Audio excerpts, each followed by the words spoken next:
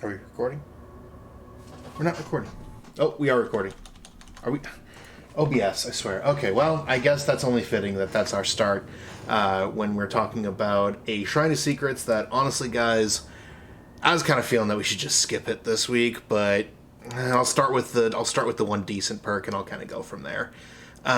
So we have Sprint Burst, which is a teachable Meg Thomas perk. I want to say that she gives it to you at pretty quick. Actually, I don't think I can. Well, actually, I can kind of check, can't I? I'm completely derailing this whole thing. Yeah. Okay, she gives it to you at level 35. When you're starting to run, which is basically whenever you hit the sprint key or the run key, you go into a sprint at 150% movement speed for 3 seconds. Causes exhausted for 60 seconds, goes down to 40 at rank 3. It's a good perk. All the exhaustion perks are pretty powerful. They can extend chases. They can get you, allow you to get to pallets and jungle gyms and whatnot that you wouldn't normally otherwise get to. All the exhaustion perks are pretty good. The problem is that Meg Thomas is a character that you get just for buying the game. And so therefore it's much more worth it to just spend blood points on it, level up the Blood Web, get her to level 35, get the teachable perk, and then just slap it on whoever you want to actually play, or keep playing Meg if you like her. Some people like redheads. So yeah, just put points into Meg. Much easier than buying it off the Shrine of Secrets.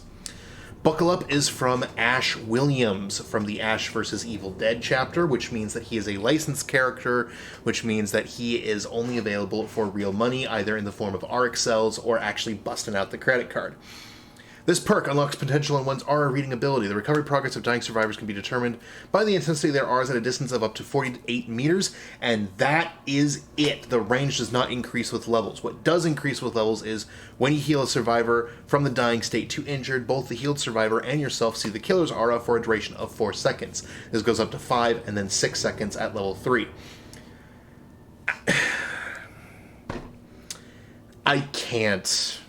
I just can't with this perk, man. So, for starters, I believe you start seeing off the people on the ground, dying survivors, as white. They slowly become more and more red as their recovery speed progresses. However, you kind of already know the recovery speed because it takes 30 seconds for a survivor just holding M1 on the ground to get to the point where they need to find help. However, let's actually talk about how, in practice, this perk is completely useless, or at least the aura reading aspect of it is completely useless just due to the way that survivors play. Survivors don't typically start crawling until they're already at a point where they need to find help in order to get picked up. If they do start crawling and they're faster than normal, then you can go, okay, they have tenacity, they're able to crawl and recover at the same time. They're probably able to get to a safe place where I can go heal them, and you can kind of wait for them to be in that safe place before you go for them.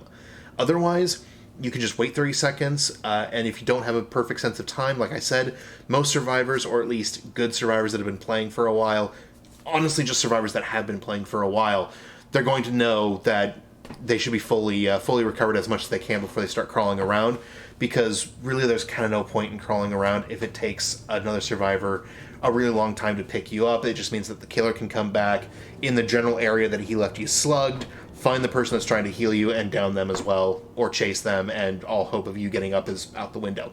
So just from the habits of normal survivors, this perk is completely useless, or at least the aura reading is. The aura reading is also hampered by basically the range is stupid. If this was map wide, I'd at least give it a little something. There is no reason why it should be restricted to 48 meters, but that's another video.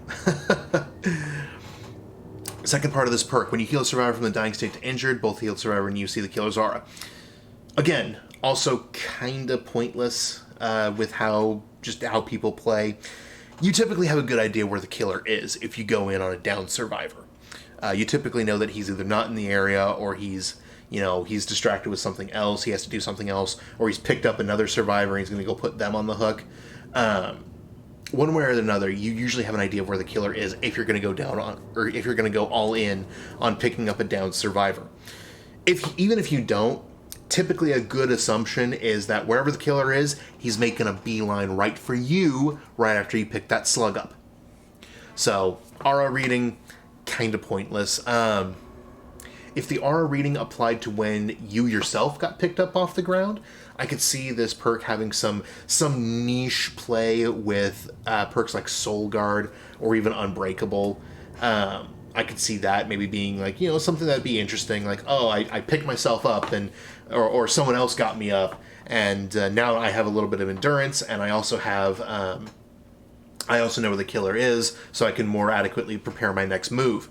It doesn't have that. It's only when you heal a dying survivor. There's just so many restrictions on this perk, and so many habits that survivors already have that just make this perk completely useless. And I hate it because Ash Williams should have better perks than this, honestly.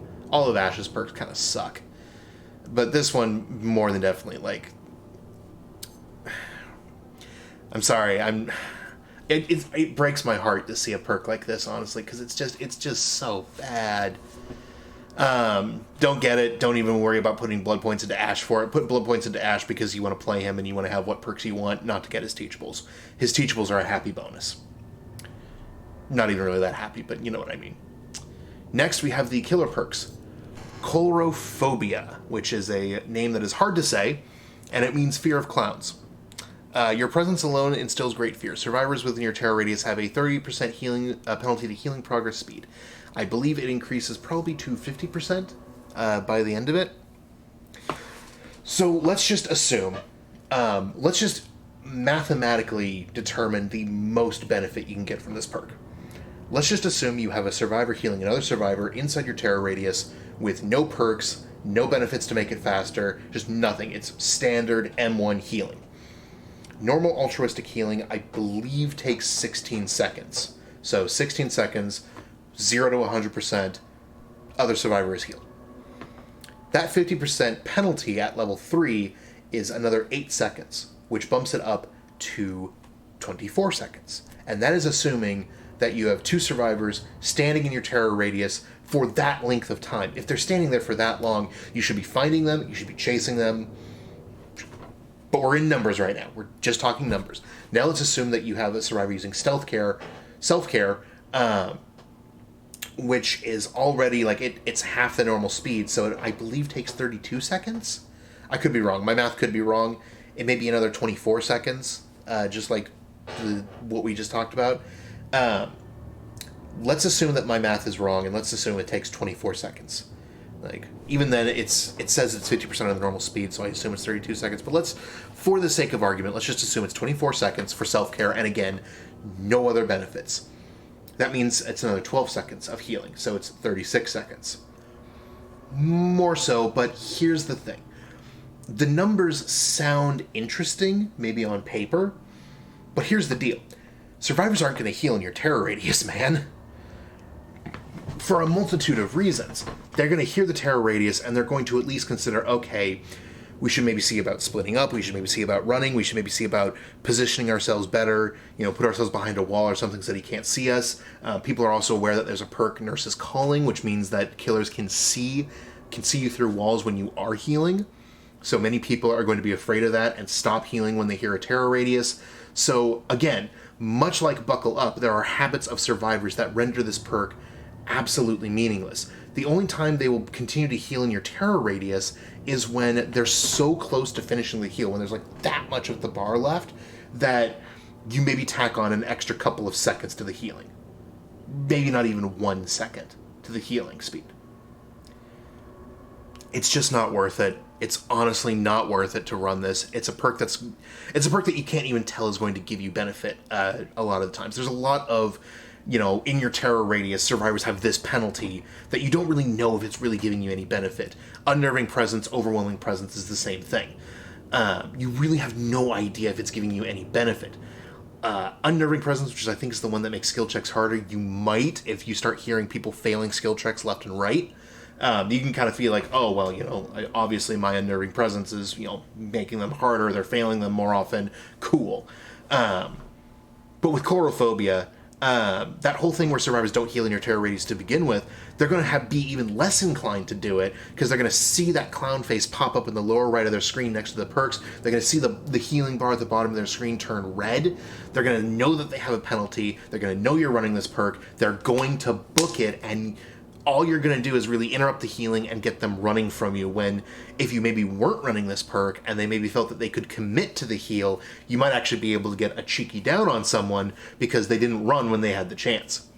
So really, you have this perk because it's, if you're a killer and you have this perk, 99% of the time you have this perk because it's a step on the way of getting to Pop Goes the Weasel.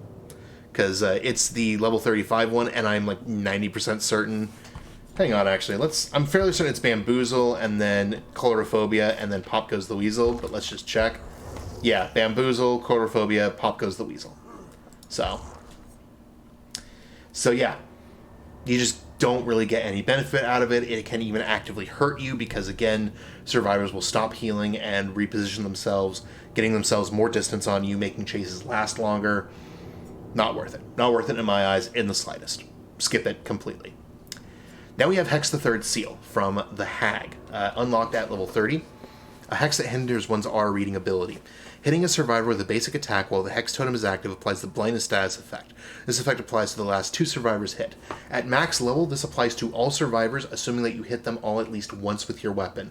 I do believe, and yes, it does say basic attack, so you do have to M1 them. So if you're a hatchet-only Huntress, if you're a Bubba swinging his chainsaw around, if you're constantly doing the shockwave Pyramid Head, if I think Deathslinger might be able to do it because you do kind of have to M1 people at the end of your chain. Or if you're Demogorgon and you're always shredding people. Basically, if you're not doing basic attacks, you're not getting any benefit out of this. So let's talk about blindness. What is blindness? What does it do? Blindness prevents people from seeing auras. Basically, it turns off all those wall hacks. So what does this mean for survivors?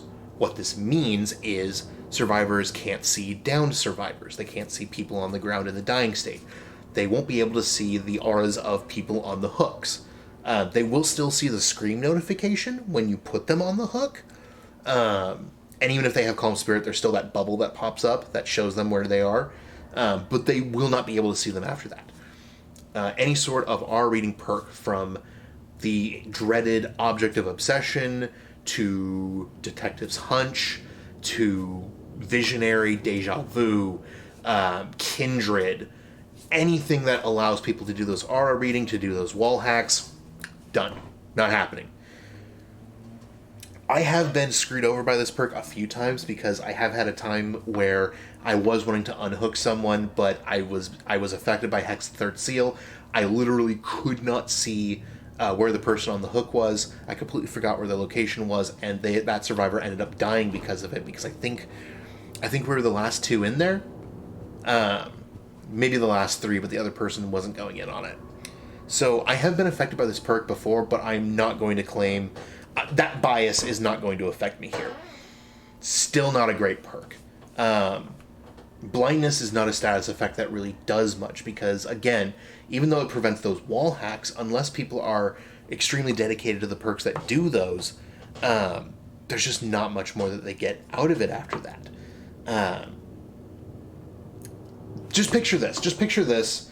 No matter how much experience you have in Dead by Daylight, ask yourself this. Have you ever been in a situation where you thought, oh man, if only that survivor didn't have his wall hacks, I would have been able to... what?